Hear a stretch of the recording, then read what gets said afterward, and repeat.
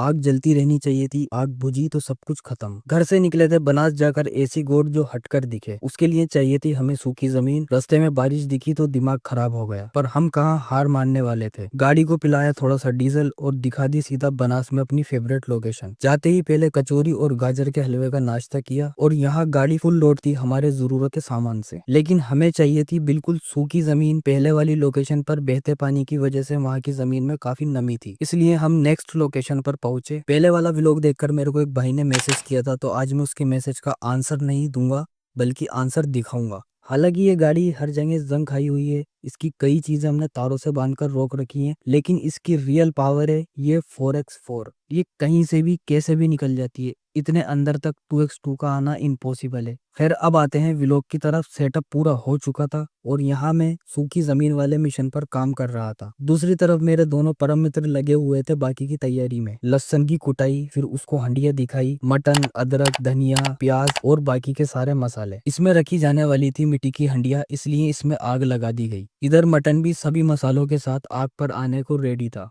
यह आटा रोटी बनाने के लिए नहीं बल्कि हंडिया का मुंह पैक करने के लिए रेडी किया जा रहा था। इसका मुंह पैक होने के बाद अब बारी थी हंडिया को पूरी तरह से मिट्टी में दबाने की। हंडिया को मिट्टी में दबाने के बाद इसके ऊपर लगा दी गई अच्छे से आग। ये हो गई हंडिया पूरी तरह से गायब। अब ये ऐसे ही 3 घंटे तक रहने वाली थी। हमारी सेकंड डिश की तैयारी भी हो चुकी थी। अब बारी थी चिकन को भी पूरी तरह से गायब करने की। फिर हम दोनों ने मिलकर चिकन के स्टैंडों को जमीन में खड़ा किया और उसको ढक दिया एक पीपे से। फिर हमने की पीपे की चारों साइडें बजरी से अच्छे से पैक। उसके बाद इसके ऊपर भी लगा दी गई अच्छे से आग। दोनों डिशें जमीन में दबी हुई अच्छे से पक रही थी। तभी आ जाती है बारिश, पर पानी आग पर जाने से बचाना था, इसलिए हम दोनों भाइयों ने मिलकर आग की हिफाजत की। बारिश के रुकने के बाद मैं चला गया चावल धोने। फिर चावल भी बनने को रख दिए गए। 3 घंटे होने के बाद अब हंडिया खोलने का फैसला किया। इधर पीपे में पैक चिकन को भी अच्छे से हिट मिल रही थी। चावल भी ऑलमोस्ट रेडी होकर रखे हुए थे। फिर मैंने गाड़ी में से प्लास निकालकर हंडिया का घूंघट हटाया तो मटन भाई साहब ऑलमोस्ट 98% रेडी हो चुका था, इसलिए हमने इसको पूरी तरह से बाहर निकालना स्टार्ट किया।